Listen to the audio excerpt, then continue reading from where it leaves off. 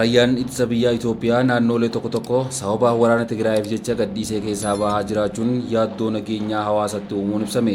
Torbaanota dhiyoo kana humni nageenyaa federaalaa naannolee garaagaraa keessaa guutumatti yookaan gar-tokkeen bahuu isaanii hordofee jiraattonni naannichaa yaaddoo nageenyaa guddaa keessa akka jiran himan. Jiraattonni kutaalee biyyattii garaagaraa keessatti argaman humnoonni federaalaa buufataawwan turan gadi lakkisanii bahuu isaanii dubbataniitu jiru.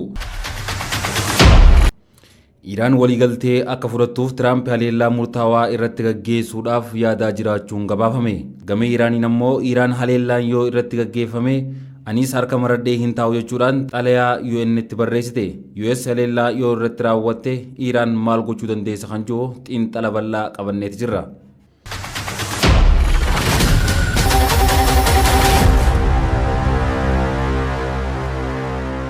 Raayyaan ittisa biyyaa Itoophiyaa naannolee tokko tokko sababa waraana Tigraayiif jecha gadhiisee keessaa bahaa jiraachuun yaaddoo nageenyaa hawaasatti uumuun ibsame.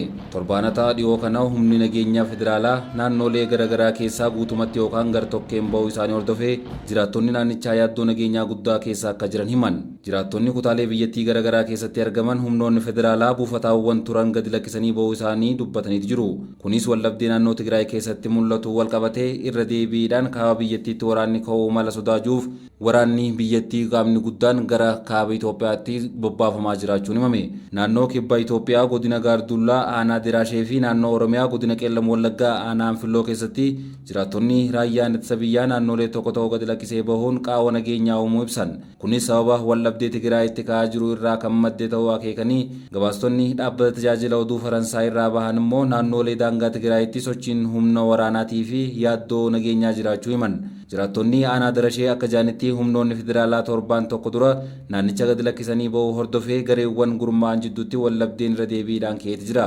Jiraataan maqaan isaa akka hin eeramne barbaade tokko yeroo raayyaan ittisa biyyaa ture nagaan jiraachaa turre garuu isaan naannicha gadi lakkisanii baanaan waldhabdeen deebi'ee nu mudateeti jira jechuun dubbate.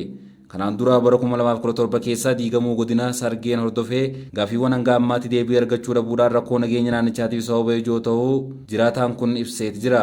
Kanaan dura godinni Gaardullaa, Koonsoo, Burjii fi Amaaroo hammatee kan ture erga diigameen booda jidduun hawaasota ollaa keessattuu Koonsoodhaa fi Daraashee akkasumas Daraashee fi Gumaayidee gidduutti waldhabdeen hammaachaa dhufu ibseeti jira. Akkasumas godina Qeellam Wallaggaa aanaa Sayyoo fi Anfilloo keessatti duulli dargaggoota humnaan gara adda waraanaatti geessuu jiraachuu fi humnoonni raayyaa ittisa biyyaa meeshaalee gurguddaa qabatanii gara naannoo Gaambeellaatti socho'aa akka jiran jiraattonni himan.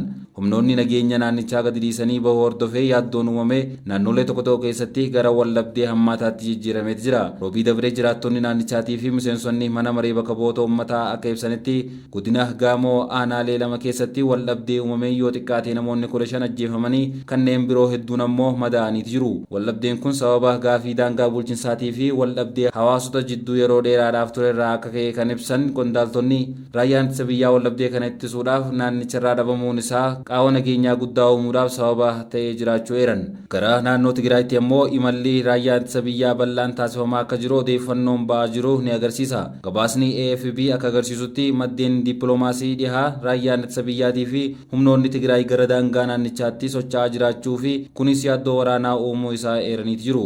Maddi tokko akka ibsatti raayyaan ittisa biyyaa Itoophiyaa Tigraay marsaati jira kan jiru yoo ta'u maddi Tigraay biraa ammoo haala jiru sochii humna waraanaa naannichaa keessatti olaanaa jechuudhaan ibseeti jira.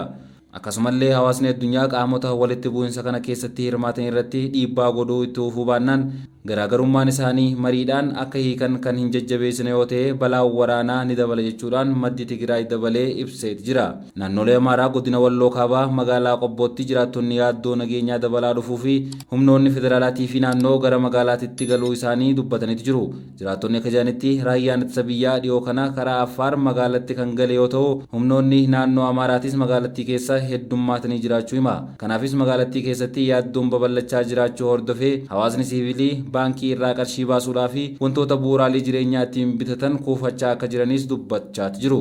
Kuni kan ta'e adda bilisummaa uummata Tigraay TPLF torbaan dabree ibsa baaseen mootummaan federaalaa humnoota isaa gara Tigraayitti sochoosaa jira jechuudhaan yoo himatu qophiin weerara waraanaa haaraan taasifamaa jira jechuudhaan akeekkachiisa kennuu isaa hordofee kan dhufedha.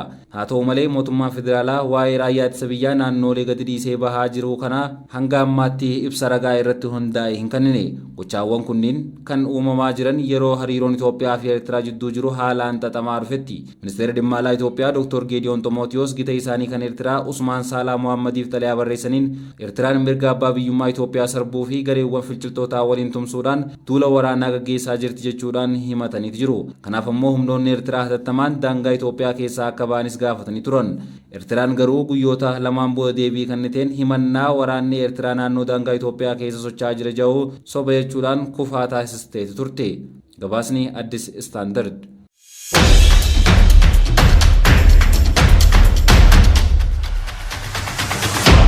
Iraan waliigaltee akka fudhattuuf Tiraamp haleellaa murtaawaa irratti gaggeessuuf yaadaa jiraachuun gabaafame. Iraan marii Ameerikaa waliin taasisaa jirtu waliigaltee irraa akka geessuuf pireezidaant Tiraamp haleellaa qilleensaa murtaawaa ta'e irratti gaggeessuu yaadaa akka jiru Wall Street Journal gabaasee jira. Barruun kun maddeen maqaan isaanii hin ibsamne eeruun akka gabaasetti Tiraamp haleellaa Iraan irratti raawwachuudhaaf yaadaa jira. Haleellaan duraa guyyoota muraasa keessatti kan gaggeeffamu yoo ta'u, pireezidaantichi haa raawwatamu jennaan dhaabbilee waraanaatii fi dhaabbilee mootummaa murtaawwan irratti xiyyeeffatama jechuun himan. Maddeen kun Iraan sagantaa nikuleeraa addaan kutuuf hayyamamtuu ta'uu baannaan Ameerikaan dhaabbilee mootummaa Iraanii wajjin hidhata qaban irratti haleellaa bal'aa akka gaggeessituu fi kun ammoo duula mootummaa Iraan kuffisuuf taasifamu ta'a jechuu isaanii Wall Street Journal gabaasee jira. Ameerikaan haleellaa waraanaa Iraan irratti raawwachuuf deemtu kanaan aangoota biyyattii addatti irratti xiyyeeffachuu dabalatee jijjiirraa mootummaa gaggeessuudhaaf karoora baafachuu isii aangoonni Ameerikaa lama Rootersitti himan. Aangoonni kunneen iccitii ta'uu karoora kanaarraa kan ka'e maqaan isaanii akka hin eeramne kan gaafatan yoo ta'u, odeeffannoo dabalataa dubbachuurraa isoof qusatan. Haa ta'u malee karoorri kun hojiirra kan oolu pireezidaant Tiraamp irraa ajajni yoo dabre qofa ta'uu ibsaniiti jiru.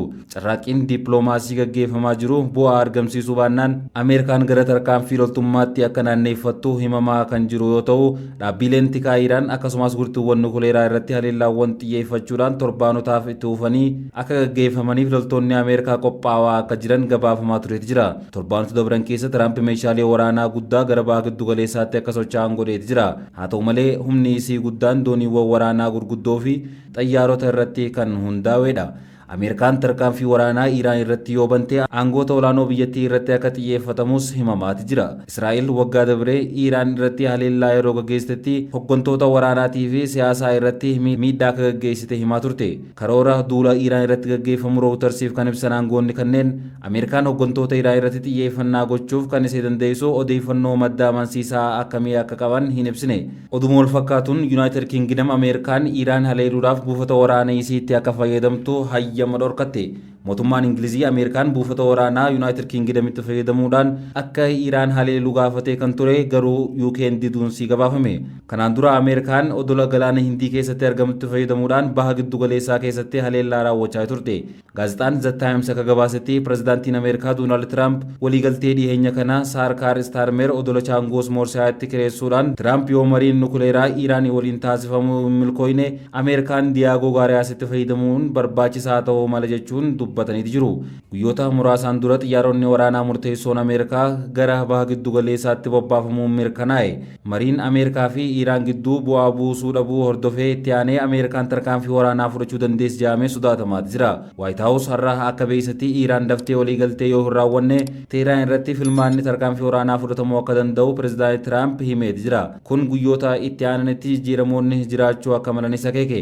Ameerikaan tarkaanfii waraanaa dhaadachaa fi jirtuuf torbaanotaaf qophii gochuuf dooniiwwan gurguddoo xiyyaarota waraana baatanii fi xiyyaarota kaan gara baha giddu galeessaatti bobbaaftee turte. BBC Verify akka mirkaneessatti jettiiwwan lolaa murteessoo ta'an gara galoo galaanaa qajeeloo mirkaneeffateeti jira. Xiyyaaronni kunneen kan akkamii akka ta'an madda odeeffannoo jeensitti xiinxalaan balalii Sam Wade BBCtti himee ture. Haaluma kanaan gara galoo galaana Faarsa kan qajeelan xiyyaaronni lolaa US xiyyaarota waraanaa F-35 akkasuma xiyyaarota waraanaa F-22 fi keesii 135 akkasuma keesii 46 E-3 xiyyaarota ajajaa fi basaasaaf oolan akka ta'an himeeti jira.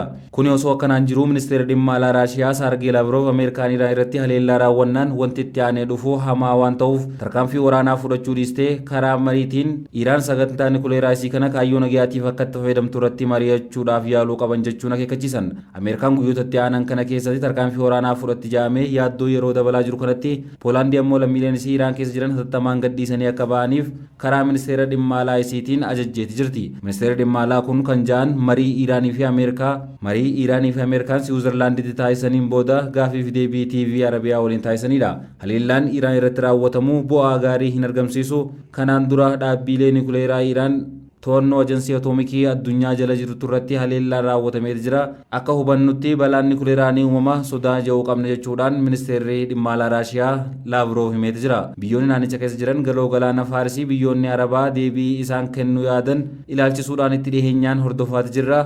Haalli isaa ibiddaan taphachuu akka ta'e waan beekaniif eenyullee muddamni kun gara walitti bu'insaatti akka ce'u hin barbaadan jee.